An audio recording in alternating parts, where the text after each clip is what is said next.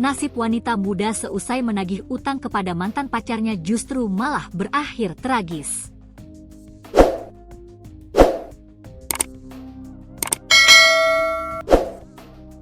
Sebab wanita muda bernama Amelia Putri, 22, ini malah dihabisi mantan pacar dengan keji. Tak hanya dibunuh, wanita muda tersebut terlebih dahulu diruda paksa mantan pacar bersama 2 temannya.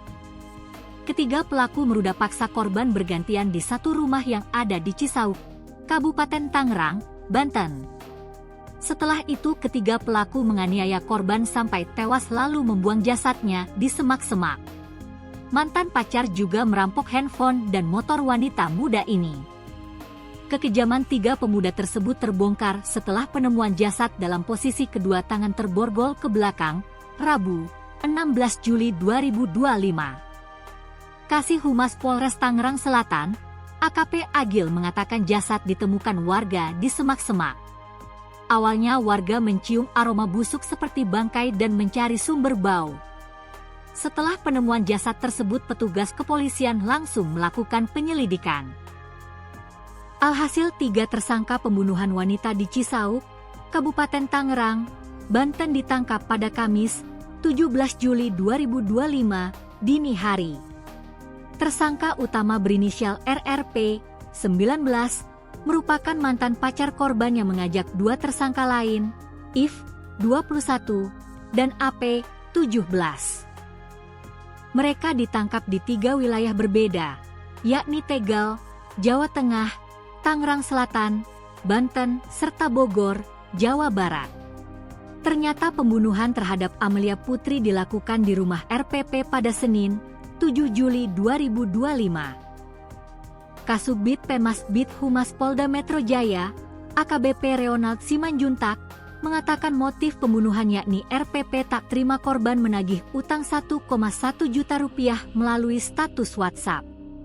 Memasang status pada story wa korban dan juga korban memasang foto pacar baru pelaku di story wa korban tanpa izin, sehingga membuat marah, paparnya, Jumat, 18 Juli 2025, dikutip dari wartakotalive.com.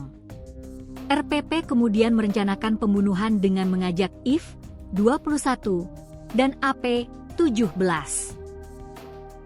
RPP memancing korban ke rumahnya dengan dalih akan membayar utang, sedangkan IF dan AP bersiap menyerang korban menggunakan senjata tajam, Senin, 7 Juli 2025. Setiba di rumah RPP, korban dipiting dan dibekap mulutnya hingga terjatuh. Pelaku AP dan IF juga menghampiri korban dengan membawa borgol, pisau, dan gunting yang telah dipersiapkan. Pelaku A memborgol kedua tangan korban dan pelaku IF memegangi kaki korban. Lanjutnya, sebelum dibunuh, korban sempat diruda paksa di belakang rumah RPP. Korban kemudian dibunuh dan jasadnya disembunyikan di semak-semak. Tersangka RPP membawa kabur handphone serta sepeda motor korban.